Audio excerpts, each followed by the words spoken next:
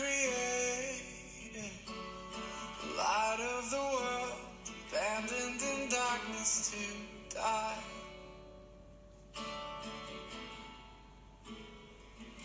And as you speak, 100 billion things disappear. Well, you lost your life so I could find it here. If you left the grave behind you so alive, I can see your heart and everything you've done. Every part designed in a work of art called love.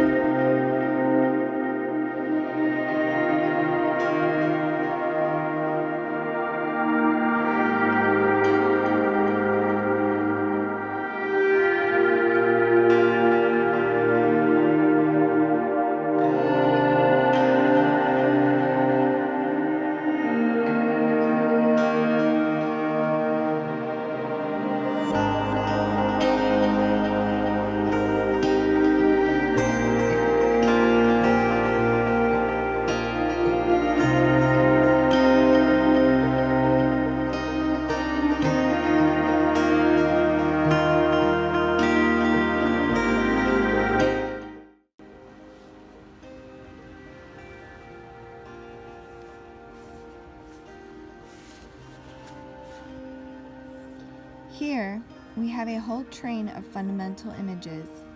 The main motif is the moon, a worldwide mythological image.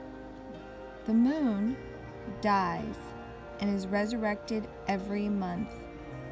It carries its own shadow in itself, in contrast to the sun, which is luminous and radiant and scatters shadows before it.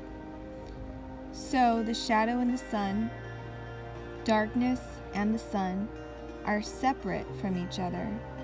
The moon hero is the tragic hero, in whom darkness rests. He has his own death in him, and he sheds his death as a serpent sheds its skin. The moon is therefore associated with the serpent, lord of the energies of the earth, who sheds his skin to be reborn, the reborn serpent, the reborn moon. Now, the creature that pounces on the serpent is the high-flying eagle, and the bird and serpent conflict is a basic mythological motif. In certain mythologies, they stand as enemies, as they do, for example, in biblical mythology, where the serpent is cursed by the winged powers. The powers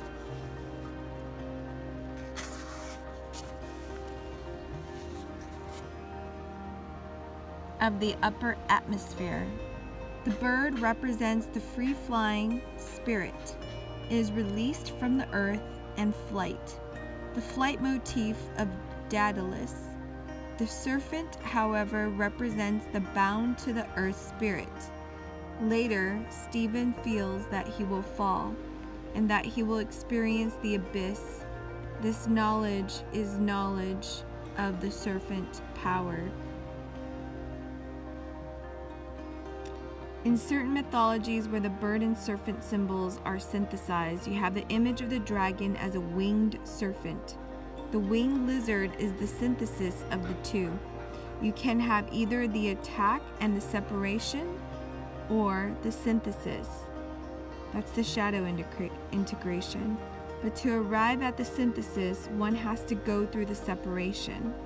We will see Joyce working out the symbolism, actually alchemical symbolism. Stephen himself will synthesize the serpent image with that of the bird, the fall with the rise, when he experiences the girl on the beach as a dove, her eyes calling him to live, to err, to fall, to triumph, to recreate life out of life.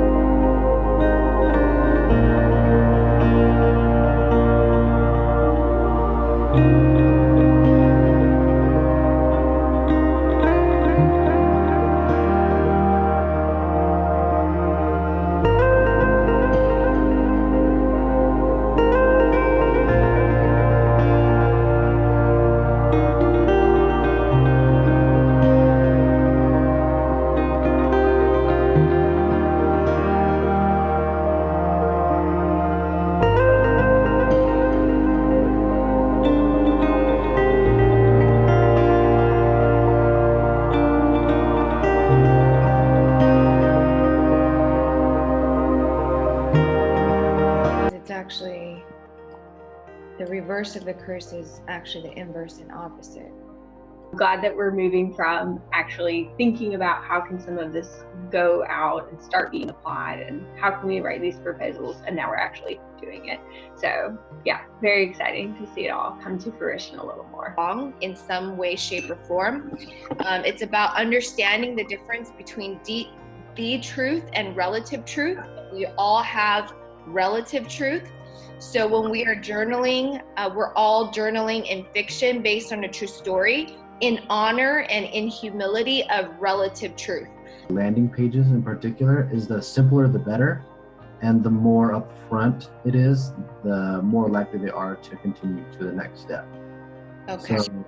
So when we do update everything, what we need to do is we need to keep it, he said, give them a benefit of whatever it is they're doing, and then the "that's because" sentence right after it. He says if we can do that, he said people will come pouring in, and if it's even if it's a slow trickle, it will at least be consistent.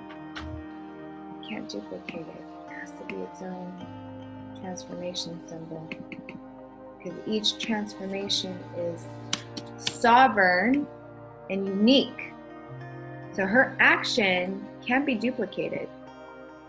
It is purely unique.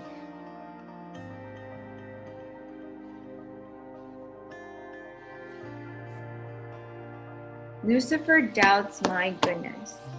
2, I have good God, or Lucifer will have God's goodness. Whoa. Now that's some serious.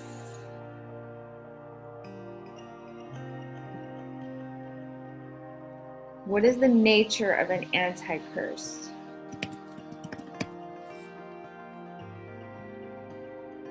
Wow.